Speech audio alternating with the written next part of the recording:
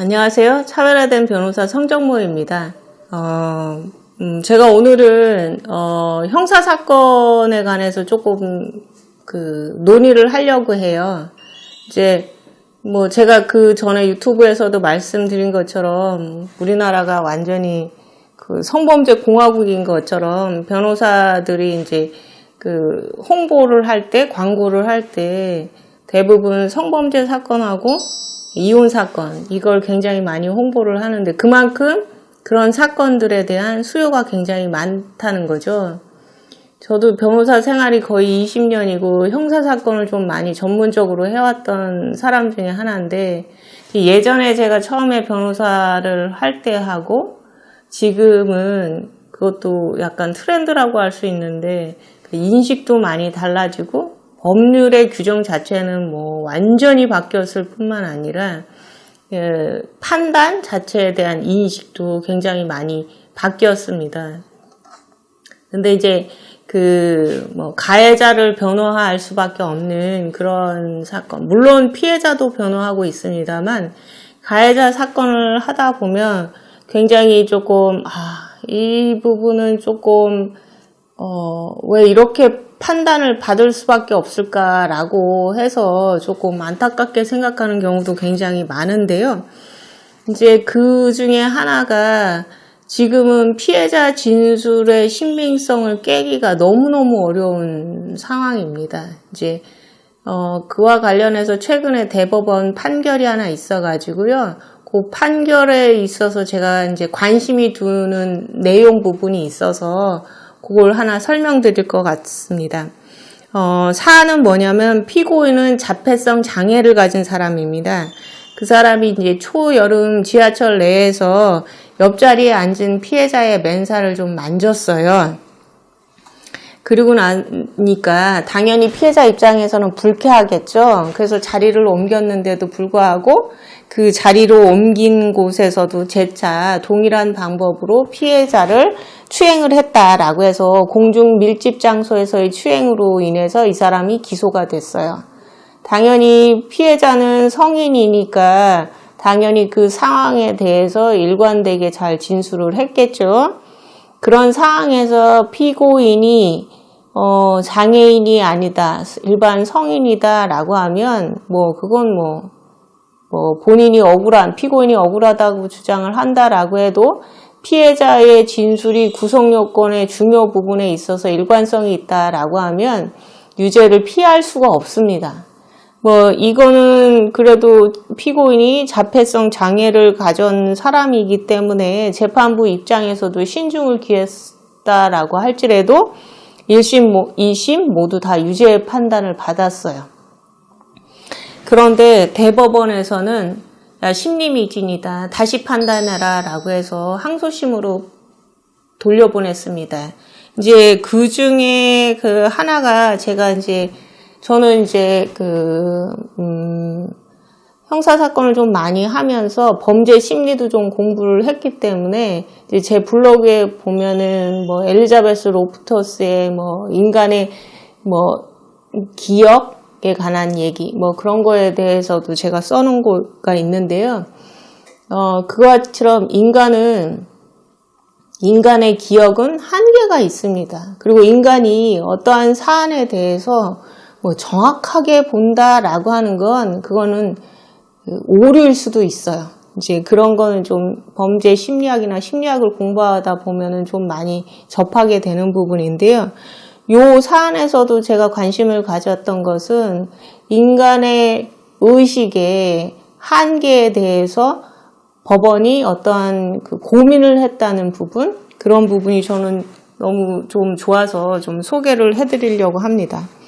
여기서 뭐라고 얘기를 했냐면 이 성범죄 사건을 심리할 때는 사건이 발생한 맥락에서 성차별 문제를 이해하고 양성평등을 실현할 수 있도록 성인지적 관점을 유지해야 한다. 성인지 감수성, 이거는 너무 많이 이제 들어서 잘 알고 있을 텐데요. 그런데 이는 성범죄 피해자 진술의 증명력을 제한 없이 인정하여야 한다거나 그에 따라 공소사실을 무조건 유죄로 판단해야 한다는 의미는 아니다. 그래서 성범죄 피해자의 진술에 대한 성인지적 관점을 유지하여 보더라도 진술 내용 자체의 합리성, 타당성뿐만 아니라 객관적인 정황, 다른 경험칙 등에 비추어 증명력을 인정할 수 없는 경우가 있을 수 있다라는 겁니다. 이제 결론적으로는 성폭력 범죄의 피해자의 진술의 신빙성, 걔가 이제 자기가 보고 듣고 경험한 사실을 얘기하겠구나 라는 진술의 신빙성을 인정한다라고 해도 그 진술의 신빙성 가지고서는 무조건 피고인을 유죄로 단정할 수는 없다라는 게 결론이긴 합니다. 그 중에 하나가 뭐냐면 피고인은 물론 피해자도 하나의 객관적 사실 중 서로 다른 측면에서 자신이 경험한 부분에 한정하여 진술하게 되고 여기에는 자신의 주관적 평가나 의견까지 어느 정도 포함될 수밖에 없으므로 하나의 객관적 사실에 대하여 피고인과 피해자 모두 자신이 직접 경험한 사실만을 진술하더라도 그 내용이 일치하지 않을 가능성이 항시 존재한다라고 되어 있습니다. 이제 여러분들이 아마 보이지 않는 고릴라 실험이라고 하는 그런 네이버나 아니면 포털 사이트에 치면 보이지 않는 고릴라 실험이라는 게 있습니다. 그게 바로 인지 심리학에서 굉장히 유명한 실험 중에 하나인데요. 바로 인간이 한 가지에 집중하면 다른 것은 보지 못하고 놓치는 현상을 말합니다. 이제 교통사고가 발생을 했어요. 그럼 교통사고가 발생하면 가해자가 본 사고, 피해자가 본 사고, 그 다음에 어떤 외부에서 본 목격자의 사고, 그게 다 달라요. 그러니까 어떠한 사고가 발생하면 역사적인 객관적 사실 자체는 당연히 하나겠죠. 차가 어디서 어디 오고 어느 차는 어디서 오고 가다가 부딪혔다. 그런데 그러한 사실을 얘기함에 있어서 사람들이 객관적인 사실, 팩트만 얘기하는 게 아니에요.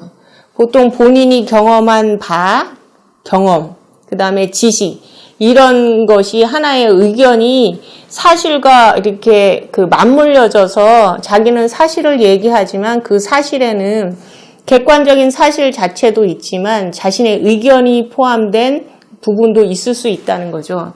그래서 피고인이 어떠한 사실, 그때 발생한 사실을 얘기하고 피해자도 그때 발생한 사실을 얘기해도 여기에는 객관적인 사실 자체만 있는 것이 아니라 그 사람의 의견도 포함될 수 있다라고 해요. 그리고 그런 거는 내용이 일치하지 않을 수 있다라는 겁니다. 그래서 피고인이 일관되게 공소사실을 부인하는 상황에서 공소사실을 인정할 직접적 증거가 없거나 아니면 피고인이 공소사실의 객관적 행위를 한 사실은 인정해. 어떤 사실 자체, 행위는 인정해. 그렇지만 고의와 같은 주관적 구속 요건만을 부인하는 경우에는 그럴 경우에는 당연히 사실상 피해자의 진술만이 유죄의 증거가 되는 경우가 있잖아요. 그죠?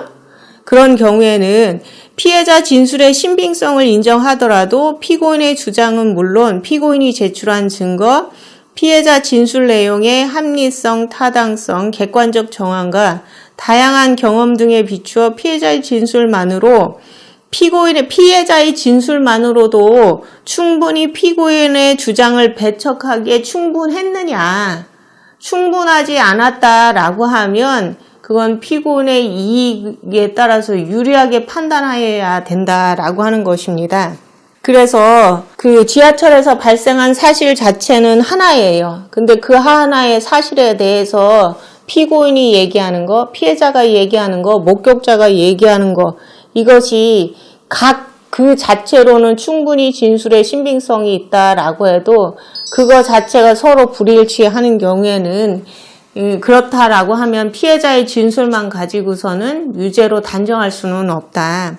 이 사례에서는 피고인이 장애인이기 때문에 자폐성 장애를 가진 사람이었기 때문에 아마 1심이든 2심이든 이러한 점은 충분히 고려했음에도 불구하고 피해자가 너무 일관되게 진술하고 있기 때문에 그에 비추어서 유죄로 인정했을 것입니다. 그렇지만 대법원은 자폐성 장애의 특징 중에 하나는 상동행동이다. 바로 특정한 행동을 반복적으로 되풀이하는 걸 상동행동이라고 합니다.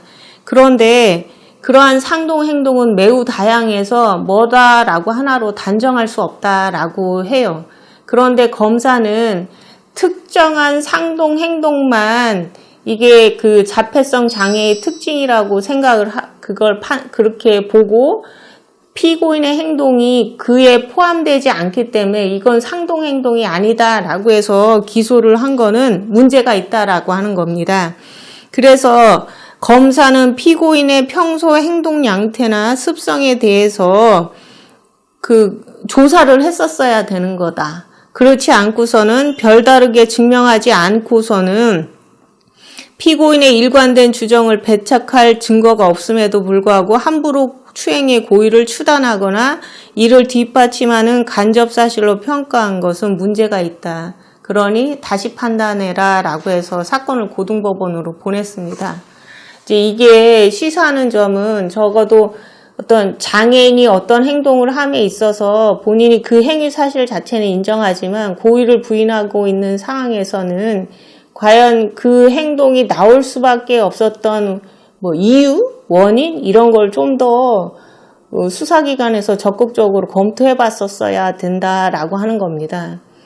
이제 그나마 이제 이게 그 장애인이기 때문에 좀 더 열린 시각으로 봐줬을 거지. 그런데 이제 일반인인 경우에는 과연 피해자가 성인이고 그 다음에 중요 부분에서 일관된 진술을 한다라고 하면 과연 피고인이 말하는 거에 대해서 열린 시선으로 봐줄 수 있겠느냐라는 부분에 관해서는 지금 현실에서는 거의 불가능에 가깝지 않나 싶은 생각이 듭니다. 근데 적어도 형사처벌이라고 하는 것이 누군가를 하나를 처벌을 하는 거고 흠음심서에서는 그거는 그 인간의 권리가 아니라 신의 권리를 대신하는 거기 때문에 삼가고 또 삼가다라고 되어 있습니다. 그렇기 때문에 어떤 사람이 뭔가를 주장함에 있어서 그 주장을 하게 되는 이유에 대해서 좀 더 폭넓은 시각을 가지고 판단하는 것 그런 게 좀 필요하지 않을까 싶은 생각에서 이 콘텐츠를 하나 마련해 봤습니다. 예, 좀 더 궁금하신 사항이 있다면 저에게 연락을 해주신다면 자세히 설명드리도록 하겠습니다. 이상 차별화된 변호사 성정모였습니다. 감사합니다.